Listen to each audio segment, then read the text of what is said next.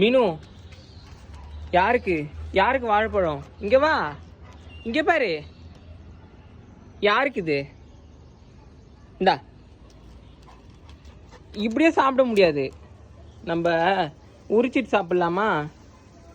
இரு, உரிச்சு தரேன், வெயிட் பண்ணு. இரு மீனு, இன்னும் போடணும், கொஞ்சம் வெயிட் பண்ணு. ஒரு 2 நிமிஷம் வெயிட் பண்ணுறியா? போ, அப்படி போய் வெயிட் பண்ணு. எல்லாத்தையும் மிச்சம் வைக்காமல் சாப்பிட்ணும், சரியா? வா போகலாம். இரு, ஜம்ப் பண்ணாத. இரு சிட்.